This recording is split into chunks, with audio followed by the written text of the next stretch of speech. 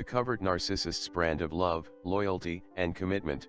The covert narcissist is convinced that they are the ones who put the effort into a relationship, they are the ones who committed, they are the ones who were loyal. Yes, that relationship dissolved because that narc's ex let them down, wasn't loyal, wasn't serious about the relationship, wasn't really committed to the relationship. The narc accuses their ex of being a womanizer or the female version thereof. The narc accuses that ex of having issues that were undisclosed. The list can go on, but the idea is that the covert narcissist was the victim, the one defrauded, and the one that had to overcome abuse and endure it for years and possibly decades. When the ex, having been discarded, does their research and finds out about covert narcissism, they make an attempt at informing their partner. But that falls on deaf ears. What was the motivation of the narc abuse victim? They were earnestly hoping that the narc wasn't really a full-blown serious pathological narcissist, and that seeing the information laid out in front of them, they would use their ability to look in the mirror, and their capacity for logic and reason, and finally understand about themselves. That narc could then heal and become a better person and subsequently become the partner the victim always hoped and believed they could be. But of course we are dealing with a pathological covert narcissist, and only in the early days of recovery would a victim hold out hope that their ex wasn't really a narc at all. To be fair, maybe some of those people are correct. Good for them. Well, that relationship does dissolve, and the narc instantly has a new partner that is now the recipient of all of that narc's loyalty and devotion. That is plastered all over a social site in high detail. Multiple times per day, every day of the week, with extra emphasis on holidays. Weeks after the discard. Bear in mind these are supposed adults we are talking about, people that are parents and well into their late 40s and beyond. So the victim continues healing and piecing together an existence, salvaging as much of what is left as possible. Yes, the victim begins healing. They understand about the hoover, but in this case, given the extreme circumstances surrounding that discard, with police having to be involved, that victim never expects to hear from the narc again. A good amount of time goes by, well over a year, and the victim has moved on and is having joy back in their lives. Due to the nature of that discard and the surrounding events, the victim always left the possibility open for the narc to have a discussion about what occurred in an effort for both partners to be able to heal. No person who attacks another and does the terrible things that narcissists do could go on without seeking that discussion unless they were devoid of even one iota of conscience. Yes, people with a conscience and feelings of remorse simply couldn't get away without that type of interchange. But the giveaway is always the same.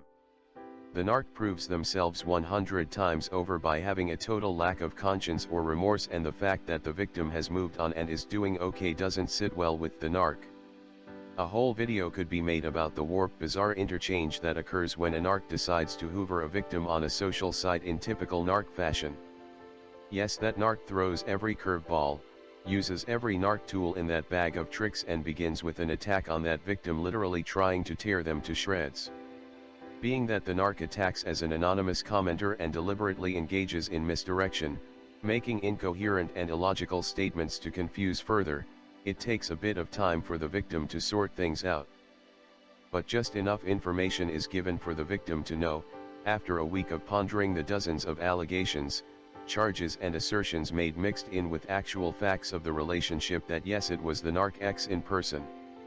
Well, after having given this person a chance at a coherent conversation or debate, which is typical in a comment section, it became clear this person was not interested in communication, or identifying themselves. So that commenter was warned they would be blocked, given days to respond, and finally blocked.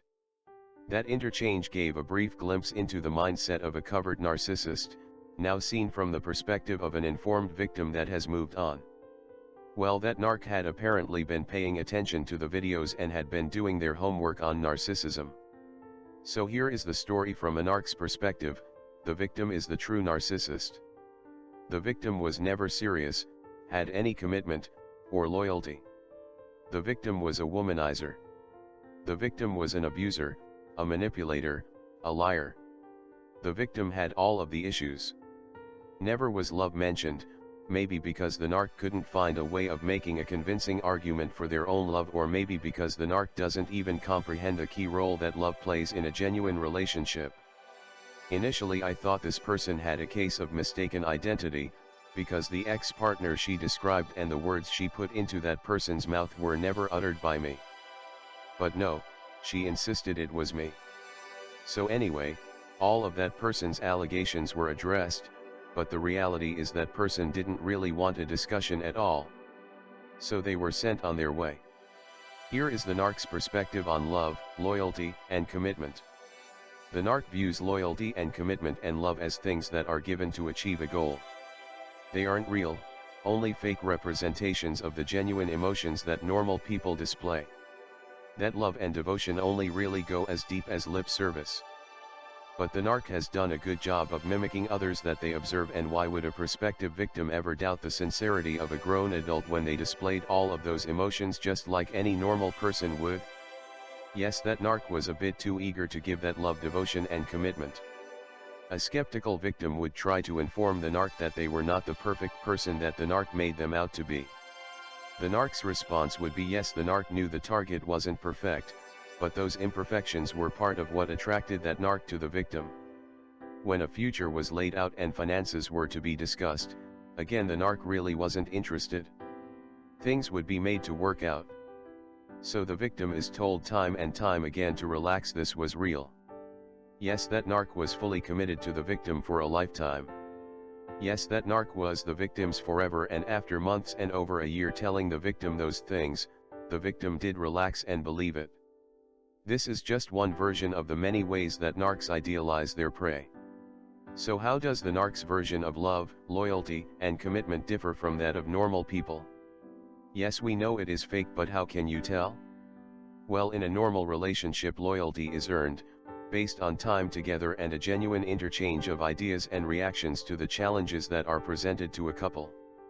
Loyalty isn't something that is necessarily stated, it is something that is self-evident and proves itself when those challenges arise.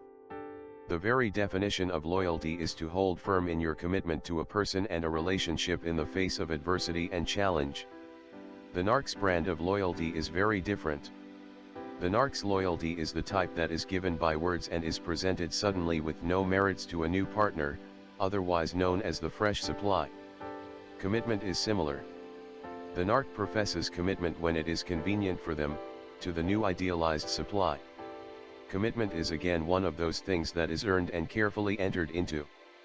But again, curiously, that narc is all too eager to give their commitment away to a complete stranger. That narc's fake commitment is given immediately with no track record of a long-term relationship or any scrutiny on the narc's part whatsoever. Love is, of course, the one thing that even a narc knows can't be faked within weeks of meeting someone, so the narc will wait at least a month or two into the idealization phase before claiming someone is their soulmate, the one they have always been waiting for, the person who has completed them and fully healed them and freed them of all of their psychological turmoil. Yes, the narc's assertions of love, loyalty, and commitment build over the course of the idealization phase and become increasingly more detailed, being said with more and more apparent conviction. But sadly, none of those pronouncements of the narc, from A to Z, ever carry any weight, and that is where the empath's vulnerability comes into play. A normal person can much more easily see the fake scenario the narc sets up for what it is, very questionable. So what is it that makes the empath blind to what is obvious to others? The narc is able to easily get the empath to feel their pain, and in doing so that empath is in some sense blinded to the curiously bizarre way that a stranger who hardly knows them bonds so quickly. That empath whose compassion and sense of being needed is fully triggered and engaged loses all sense of scrutiny and discernment, and this is the primary reason that the narc looks for empaths to victimize. That narc has absolutely no comprehension of compassion and empathy, but they see these items as tools to entrap and manipulate others who do possess these traits. Yes, that narc sees the effects of compassion and empathy with detached amusement and shrewdly sees how they can be used as powerful tools to entrap their next victim. So those are the narc's ways of using love, loyalty, and commitment, by faking them and using them to entangle yet another victim in their web. Predators do have a way of enticing their prey with items that seem appealing. But what happens after the idealization? Well, those areas of love, commitment, and loyalty are then used once again to devalue that once idealized partner, and even used after the discard as the causes of why the narc was forced into the arms of another. So the narc has had their fill of a relationship and has drained that person of much of their life force and is becoming bored. But of course even the narc needs at least some feasible explanation for exiting the relationship. The real reasons of fresh supply that is already being groomed, boredom, wanting freedom from obligation to another human being, will never be breached upon. Yes, even the narc understands the necessity for at least giving the appearance of having committed and loved. That is needed for their public image and maybe just to make a smoother, more trouble-free exit. After all, the narc does have a track record of discarding and therefore knows full well the implications of simply being honest and showing their calloused lack of concern for an ex and exiting without explanation. Yes, there is fallout for that, and the aged narc doesn't want their billboard tarnished. So the narc will occasionally put the effort in to tell that partner why things aren't working for them. Remember though, the narc is not doing that because they have 1 ounce of concern for the partner or to soften the blow. A narc will never exert an iota of effort if it doesn't benefit them. So the narc does try to mimic a genuine breakup, but then there is a giveaway. The narc presents this information in the most calloused and unemotional way possible. Moreover, that narc is simply stating that things aren't working out and they aren't interested in a lengthy discussion. No, that narc makes their statement and leaves. No additional discussions will ever be allowed. No explanations given. No questions answered. So it becomes clear the fake reports of why the narc was leaving were simply statements of convenience for the sake of making that narc's transition to their new relationship and new fantasy existence as smooth as possible. Remember, it is always all about the narc and the narc alone. Meanwhile, that narc is singing a very different tune with their new partner, and that narc is excited about the new persona and life they are fabricating for this new friend of theirs. Of course, that discarded ex-partner will be used to bond with the new partner. Yes, now those areas of love, commitment, and loyalty, the key components in a relationship, are used as tools by the narc to demonize the partner, and cast the narc into the role of victim. Yes, that narc was devoted and loyal and committed, but that abusive ex just took advantage of the narc's generosity of spirit. Yes, that ex-partner was disloyal and cheated and didn't take the commitment seriously. The ex-partner was the one who pretended to love. That new friend will be the one who is now going to be the savior, with that narcissist playing the fake role of victim and the discarded ex being the perpetrator. Karpman drama triangle completed. Yes, after studying narcissism and the actions, words, and stated feelings of narc abuse victims, that genuine narc decides they will mimic the role of victim and portray their partner as the narcissist. But here is the glaring and obvious irony: the genuine narc is the one in the new instant committed relationship. The narc switched off their loyalty to one person and immediately gave it away to another. The narc is the one who moved on immediately with no time for reflection. Yes, despite all of those facts, that hypocritical narc thinks they can pull off the ruse of portraying themselves as victim. Sadly, many a narc can and does succeed at this. That narc will tell of abuse that will make many believe and rally to the aid of that duplicitous narc. Flying monkeys can always be found. The good people who are tricked into fighting for that narc's fabricated cause, and of course the other type of flying monkey that enjoys self-righteously damaging another person they don't even know based solely on the hearsay of that duplicitous and treacherous covert narcissist. Curious how that ex just couldn't move on, was barely functioning, and couldn't even think of another partner. Was that just coincidence? Don't ask a narc. They will double down on their assertions but never ever address any legitimate concerns. Just trust the narc, they are the ones telling the truth. Well, we all know about narcissist projection, blaming others for what they themselves are guilty of. So that narc will see nothing at all wrong with themselves being in a new committed relationship. The narc's explanation? They are strong overcomers, warriors. They are so abused they need that new relationship, a knight in shining armor or angelic savior, to survive the abuse of their former partner. Do you see the glaring inconsistency in the last two sentences? Strong warriors, but they need help? They are the ones who suffered outrageous abuse and learned to overcome those obstacles of life. They are the victims. But here is the problem: those narcs show no tangible evidence of genuine victimhood at all. Yes, narcs are all about appearance and words. If that narc looks like a victim, talks like a victim, in their mind they are a victim?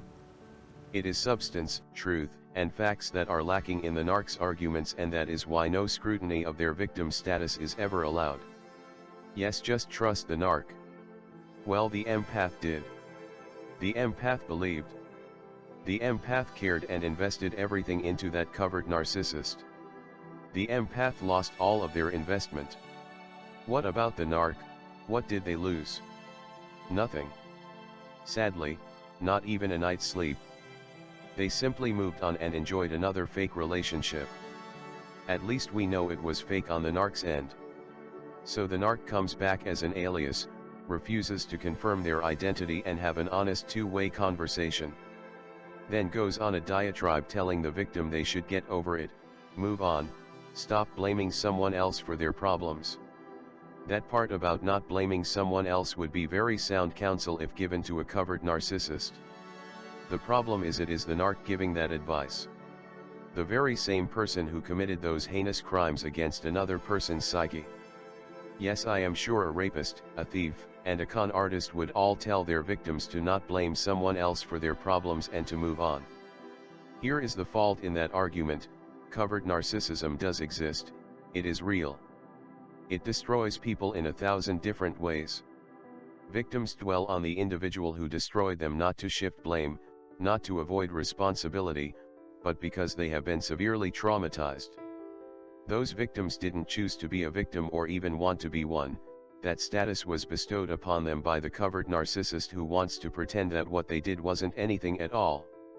Those victims do have to dwell on narcissism and the person who abused them to try and understand what happened. Especially since no answers or help were given by that narcopath. As far as taking responsibility for their lives, victims are doing exactly that, and they are healing. They are finding out what made them susceptible to these narcissistic creeps. They are growing, and they are fighting with the spirit of a warrior, bravely moving forward in the face of incredible emotional pain and adversity that was gifted them by these sorry excuses for a human being called covert narcissists. But that battle is one of self-preservation and done in earnest humility. It is a serious struggle with everything at stake. No, that victim won't be going on social sites crowing about being a warrior. They will call themselves survivors. But they were the real warriors, the ones that were brave and kept going. No billboard on a social site necessary or even wanted. Yes, the victims are moving on and have no need for that narcissist whatsoever. But those experiences belong to the victim, and that role the narc played is important because it is the source of everything that caused all of the damage and disruption. Just like any natural disaster or force of evil that befalls a victim, who when healed simply considers themselves a target. The target of an emotional vampire, a person who attempted to rob them of their soul, their very life substance. So no, narcissist, love, loyalty, and commitment aren't just words stated at the appropriate time, with the proper phrasing and tone. There is actual substance behind those words and the things they embody. Love, loyalty, and commitment can't be switched on and off like a light switch, and their substance, their genuineness, is only proven in the face of adversity, or when a seemingly better opportunity comes along and is refused. The substance of love, loyalty, and commitment means that people lose their freedom and can't do whatever they want to do. Yes, there are spouses that are disabled and the elderly, and that is a great inconvenience. It limits a person's freedom of thought and movement. They limit a person's ideas of what their future could be. Yes, that is what genuine love, loyalty, and commitment are all about. It is how we act, not what we say, that proves them. They aren't for sale to the highest bidder or the next dream of an ideal future. Yes, people grow apart, and in this day and age nothing is written in stone. But even then, love, loyalty, and commitment dictate an acknowledgement of the partner's value, an understanding of the impact a breakup will have on them, and at least some effort placed into making that departure with the least impact on the ex. Toying with your discarded victim's emotions for sport proves without a doubt that you never loved or cared at all, and no amount of lying and deception can alter those facts. No narc, you will never get it. That requires at least an ounce of empathy and a conscience. That requires the ability to feel remorse. That requires someone to understand this world wasn't made for them and them alone. Yes, we all want freedom, and that is why we understand the gravity of love, loyalty, and commitment, the great cost of bestowing them on another human being. That cost is all about giving up your own freedom to do whatever you want to do. Yes, it requires making another person's needs, desires and dreams of the future as important or even more important than your own. That means that another person's priorities will have as much weight and significance as those of your own. Yes, there is great responsibility in engaging someone into a committed relationship.